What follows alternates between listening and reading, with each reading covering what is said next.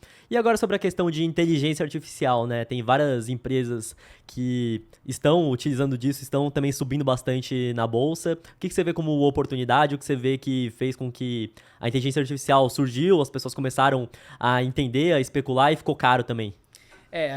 A inteligência artificial ela já existe há muito tempo, né? Ela já vem sendo desenvolvida há muitos anos. Só que agora que veio à tona, com algumas empresas colocando em prática isso no dia a dia da galera. Então você começa a entender como funciona e aí vira um hype gigantesco normalmente quando você conhece uma nova tecnologia, que não era nova, mas que vem à tona.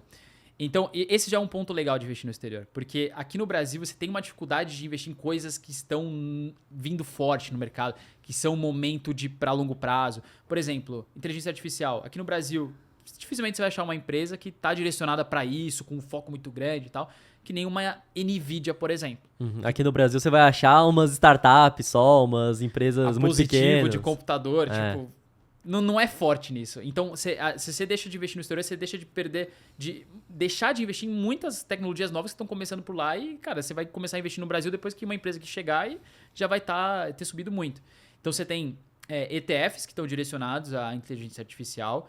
Então, a gente vê ETFs, por exemplo, de semicondutores. O que é semicondutor, para a galera entender? É chip.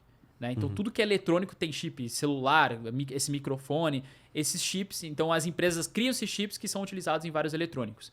E esses chips também são usados para utilizar de forma de inteligência artificial. Né? Porque uma inteligência artificial é o quê? É um computador inteligente. Então, se você tem um chip que roda no computador e esse chip ele é melhor, a inteligência artificial vai ser melhor também que está rodando lá. Então, o chip está atrelado com a inteligência artificial. O ETF SOX, por exemplo, SOXX, ele investe em várias empresas de semicondutor gigantes no mundo. E você tem outras empresas, né? Então, a Nvidia, por exemplo, está atrelada a isso. Você tem até fundo imobiliário, que a gente fala lá fora, americano, né? Que compram imóveis, só que são atrelados a data center. Data centers são aqueles galpões gigantescos, que eles colocam vários computadores, bancos de dados lá dentro. E normalmente é ali que roda a inteligência artificial, é ali que fica a inteligência rodando. E isso custa para a empresa colocar ali, se ninguém vai dar de graça uma alocação de banco de dados. Então, empresas como o REIT Equinix, que é o ticker EQIX, ele é gigante de data center, tem vários data centers e está subindo bastante por conta desse avanço de empresas buscando eles para alocar a inteligência artificial. Realmente o aumento da demanda das empresas por buscar esses data centers, né? Exatamente. E o principal é que o REIT de data center, ele oferece a ferramenta. Então não importa qual empresa de inteligência artificial vai dar certo, porque ele está oferecendo simplesmente o lugar para conseguir deixar aquilo ali. O que é diferente, por exemplo, das empresas. Então, com certeza, tem muitas empresas hoje que focam em inteligência artificial, porém não necessariamente vão ser todas que vão ter sucesso e vão conseguir entregar o produto que vai trazer resultado, né? É algo próximo que aconteceu, por exemplo, lá na época da internet. Então, da bolha.com que veio depois, né? Que tinha muita empresa que botava .com no nome pra surfar esse hype. E realmente tinham empresas que deram muito certo lá dentro, a Amazon, a Apple, o Google, porém teve várias que estavam lá com essa narrativa que acabaram não vingando, né? Exato, e você falou um ponto excelente, porque o REIT em si, esse fundo imobiliário, ele não está aquém de uma quebra de uma empresa. Sim. Se uma empresa deixar de alocar com ele tem várias outras. Então, esse é esse é o interessante de você também pegar essa inteligência quando você vai investir lá fora. É evitar investir em uma empresa específica daquele tipo de tecnologia, porque a chance de dar algum problema é grande e você vai perder grande parte do seu patrimônio. Então, é tentar alocar seus investimentos lá fora nessas tecnologias de forma mais inteligente, que é que nem isso, colocando em coisas que, tipo, ajudam outras empresas nesse ramo, e não só uma em específico. Ele compra a ferramenta, não a empresa em si. Ou um Perfeito. próprio ETF que investe em várias empresas diferentes também, né? Você vê como Também. uma boa opção? Também, excelente. Eu não lembro exatamente, tem um ETF que ele é só de empresas de inteligência artificial.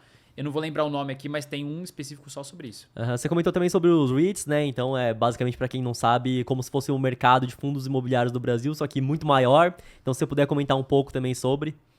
Isso é um negócio muito legal, né? A gente fala que os REITs, eles são os fundos imobiliários aqui no Brasil, só que americanos. Então, a mesma coisa, você tem uma empresa que compra vários tipos de imóveis. Só que quais que são os grandes diferenciais que a gente tem dos REITs lá fora? Começando que já é uma empresa, né? Aqui no Brasil é um fundo de investimento, né? Perfeito, essa já é uma delas. Um REIT, ele é muito mais parecido com uma ação do que com um fundo imobiliário. Porque ele tem todos os seus balanços, formas de divulgação e regulações muito próximas a uma empresa normal. Não é um fundo que nem aqui imobiliário. Então, já por isso, ele já tem uma volatilidade um pouco maior, né, do que um fundo. E tem outras questões ali que diferenciam. Mas o que tem mais de diferente dos REITs para os fundos imobiliários, tem até mais fundo imobiliário em quantidade aqui no Brasil do que os REITs lá fora. Só que você pega um REIT que chama Realty Income, por exemplo, que é um que compra várias alocações ali do setor de varejo, né? Que compra imóveis, por exemplo, do Walmart e tal. Eles têm mais de 13 mil imóveis dentro daquele REIT.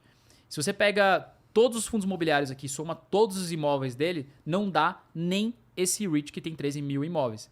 Então, os REITs lá fora, os fundos imobiliários americanos, tem muito imóvel dentro. E é imóvel no mundo inteiro, não é só Estados Unidos. Sim. Estados Unidos, Canadá, Europa, Brasil também. Tem um monte aqui. O Prologues, por exemplo, que é um gigante de galpão. Tem um monte de galpão aqui no Brasil e lá fora. E é um dos maiores REITs de galpão do mundo.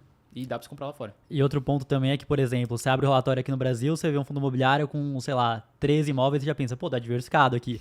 Aí você abre um relatório de um REIT lá fora, você não consegue nem identificar tudo, né? Qual seria, você vê que seriam os pontos que tem que ser analisados na hora de investir um REIT lá fora? Porque por ter uma diversificação muito maior de imóveis, não é igual aqui no Brasil que você vai ter os mesmos critérios. Aqui no Brasil a gente pode até brincar que a galera conhece todos os imóveis quase dos fundos imobiliários. Normalmente você passa em frente, conheço aquele shopping, meu amigo falou desse imóvel, é um prédio aqui perto. Lá fora esquece, porque assim, você pega, por exemplo, um REIT de 13 mil imóveis, você não vai conhecer nada daquilo lá. Então, até a forma de você analisar é diferente. Aqui no Brasil você pode fazer de uma forma mais qualitativa, que é olhar cada imóvel, ver onde está situado, se a região é boa, se tem o pessoal que compra bem, se aquele shopping é bem populado. Agora, nos Estados Unidos, você pega um REIT, por exemplo, de shopping que tem mais de 200, 300 shoppings, você tem que fazer uma análise muito mais quantitativa, que é pegar uma média ali daqueles shoppings e ver se eles são bons ou não. Não dá pra você olhar um a um, senão você vai perder um tempo gigantesco analisando. Então já é uma forma muito diferente de você analisar os dois. E outro ponto por conta de categorização mesmo é que lá fora eles podem tomar alavancagem, né? O que aqui não pode. Tanto que REIT lá fora tem REIT que compõe S&P 500 também, né? Porque acaba sendo uma empresa.